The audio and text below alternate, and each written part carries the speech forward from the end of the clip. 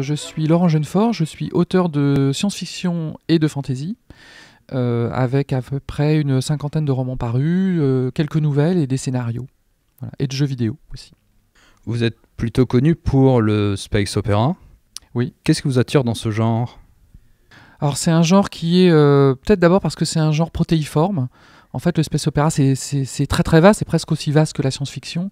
Dedans, on peut trouver de l'aventure, du psychologique, de la romance, des romans très populaires ou au contraire très intellectuels. C'est un genre qui est très vaste, donc même quand on se cantonne au space opéra, comme moi, pour à peu près tous mes titres, eh ben, on peut faire des romans très différents, en fait. Et quand j'ai imaginé mon univers des Portes de Vanques, qui est celui dans lequel se passent la plupart de mes romans, j'ai pu faire des romans qui étaient eux-mêmes très différents, avec des projets littéraires très différents. Et quelles sont les œuvres de space opéra qui vous ont influencé ? Alors ça, c'est la magie de la science-fiction, qui est d'avoir... on peut avoir 50 mètres, c'est ça qui est bien. Donc je pourrais citer, peut-être en tête, je pourrais citer des auteurs comme Frank Herbert, comme Brian Aldiss, comme Philip Joseph Farmer, comme Harry Harrison, qui sont des auteurs vraiment que j'adore.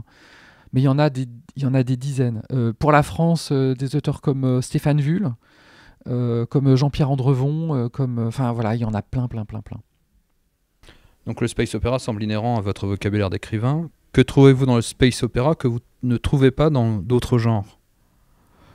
Même si vous avez fait de la fantasy chez Brajon, par exemple. Alors dans d'autres, ce que je trouve dans la...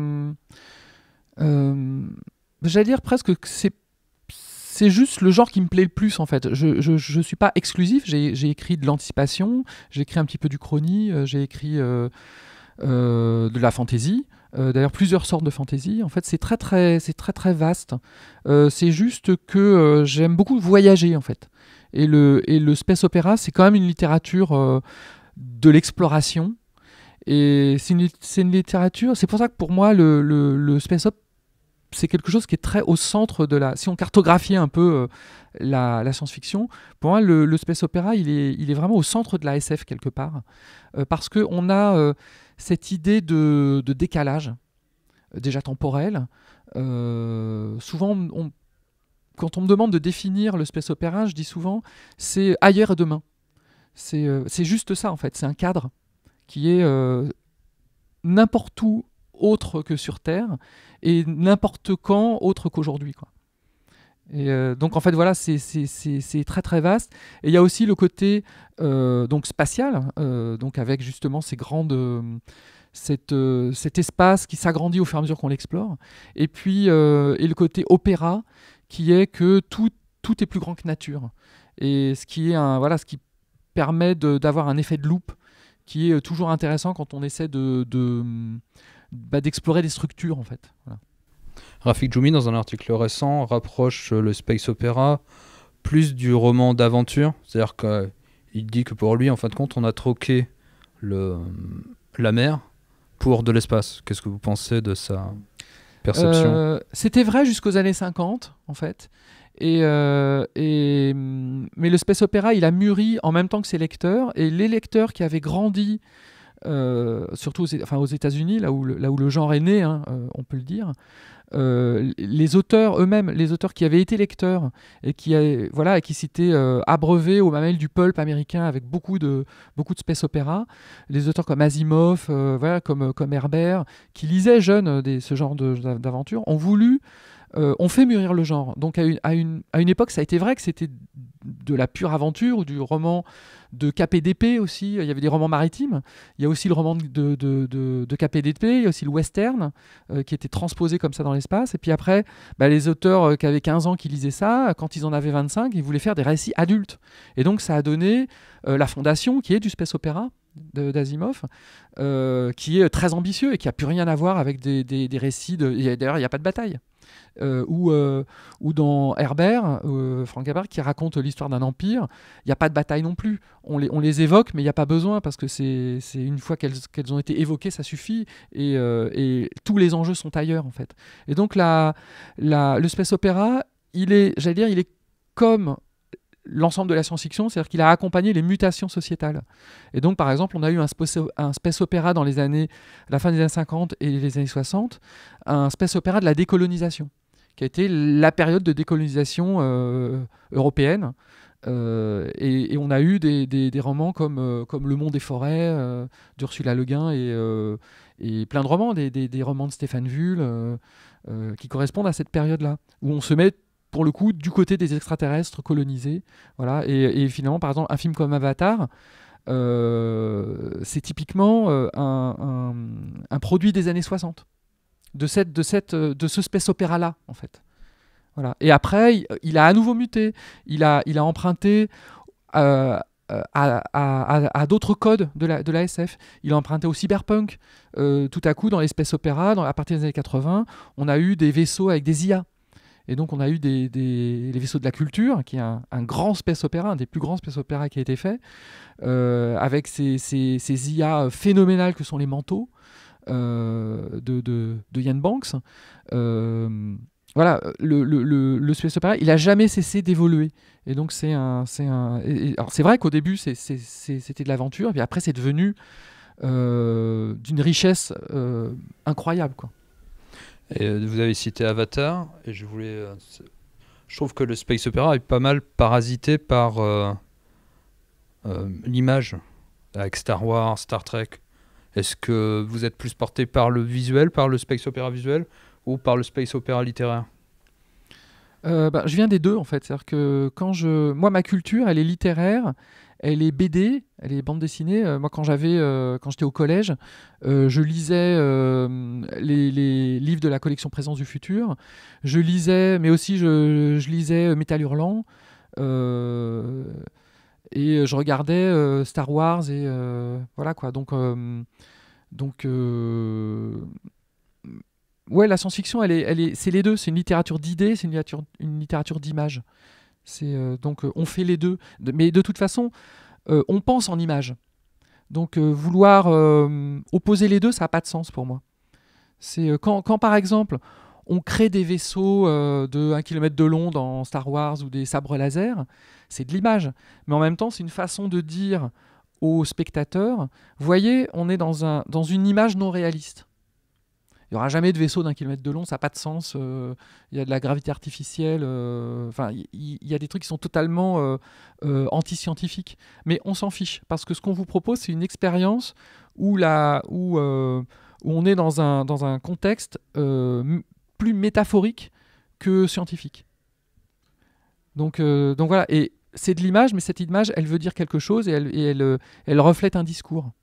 De la même manière, quand dans Dune, comme ça, il imagine un empire de 25 millions de planètes, ça veut dire quelque chose. C'est un discours sur le pouvoir. Tout Dune, c'est un discours sur le pouvoir. Et le fait même d'avoir ce dispositif science-fictionnel qui est de présenter un empire de 25 millions de planètes régi par un empereur, c'est en soi cette disproportion-là qui est tellement phénoménale, elle veut dire quelque chose sur le pouvoir.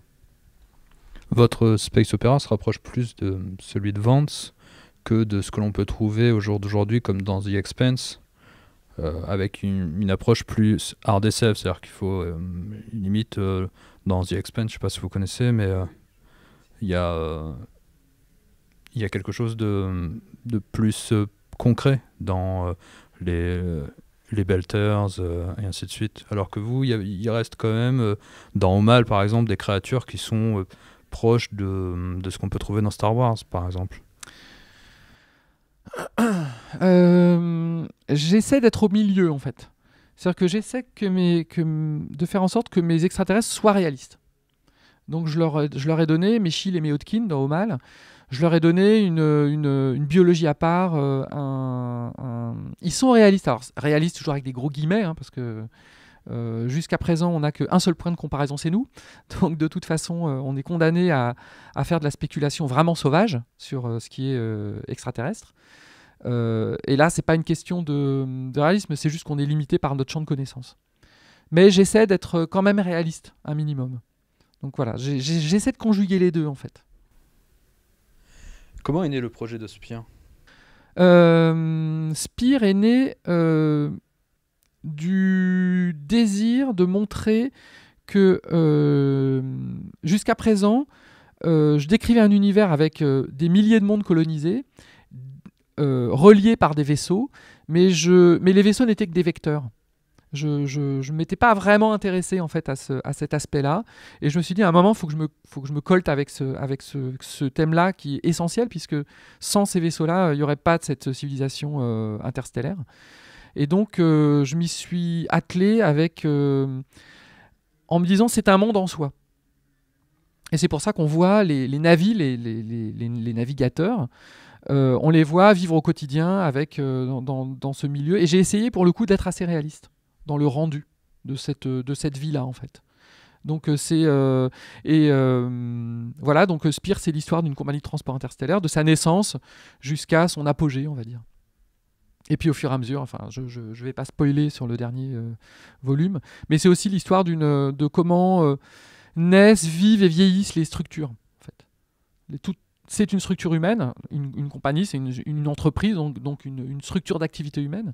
Et c'était aussi une manière de montrer comment une structure qui commence en plus à être créée par des navis, alors que la plupart des grandes compagnies de transport interstellaire sont des montages financiers, quoi. C'est des administrateurs qui font ça. Et là, c'est une compagnie qui est née vraiment, qui a été fondée par des navis eux-mêmes, par des capitaines de vaisseaux. Et donc, elle est au début, elle est vraiment au service d'une certaine idéologie, qui est celle des navis. Et je montre comment, au fur et à mesure qu'elle va croître, qu'elle va grandir, petit à petit, les capitaines vont se faire déposséder de leur pouvoir, et ce pouvoir va se transférer vers les administrateurs et la finance. Voilà. En fait, c'est comment une structure finit par ne plus penser qu'à perdurer. Voilà. C'est une critique de notre société. Bah, c'est une analyse, mais de n'importe laquelle en fait, en réalité. Qu'est-ce que c'est qu'une société sinon quelque chose qui tend à se perpétuer soi-même? Donc c'est pas une critique, c'est juste presque un constat tout bêtement en fait. Après c'est le choix d'être, j'allais dire, d'absorber totalement l'individu ou pas, mais de toute façon l'individu il est assujetti, même dans la démocratie la plus directe qui soit. Mais perdurer là dans ce cas-là, c'est ce qu'on voit entre la fin du tome 1 et dans le tome 2, c'est-à-dire que c'est aussi renier une partie de ses idéaux. Oui, tout à fait. Il y a une part un peu absurde. Mais en fait, c'est comment dire, c'est le travail du temps. En fait. Voilà, tout est dans le temps. Tout est dans le temps. Et le plus dur, c'est de résister au temps et de conserver l'espèce de pureté du but originel, quoi. C'est-à-dire que l'acte séminal ne peut plus exister avec le temps. Bah en tout cas, il faut qu'il compose, et à force de composer, il peut se dénaturer, il peut ou tout simplement muter pour s'adapter ou mourir. Voilà. C'est juste les composantes de la vie aussi, quoi. C'est pour ça que je suis pas tant dans le jugement que dans comment des forces, comment les forces interagissent à l'intérieur pour essayer au moins, tout au moins de retarder cette usure, quoi. Dans Spire, on découvre beaucoup d'éléments, ou on semble découvrir beaucoup d'éléments sur les Vanks. Est-ce que ça va être le cas, ou est-ce qu'on va rester encore dans cet aspect mystérieux Alors, les Vanks, oui, alors je fais un peu comme d'habitude, c'est-à-dire je saupoudre au fur et à mesure des romans, des hypothèses, des rumeurs, et puis des avancées réelles dans la révélation de ce que sont les portes de Vanks, et pourquoi elles sont là surtout. Alors le plus gros a été fait avec Omal, où je décris pourquoi en fait là, au moins le réseau a été mis en place à l'origine, mais c'est un pourquoi qui ne dit pas le pourquoi final, c'est que voilà pourquoi il y a eu voilà, donc ça reste encore à découvrir. Et est-ce qu'on le saura un jour ? Vous le saurez. Mais je le sais très probablement. Et quels sont vos prochains projets ? Mes prochains projets, alors j'ai un projet d'Uchronie qui se passe en 1925. Voilà, où voilà, je vais pas en dire plus, mais c'est une grande fresque un monde où la Première Guerre mondiale n'a pas eu lieu, où la conquête de l'espace commence en 1895. Voilà, j'ai un autre projet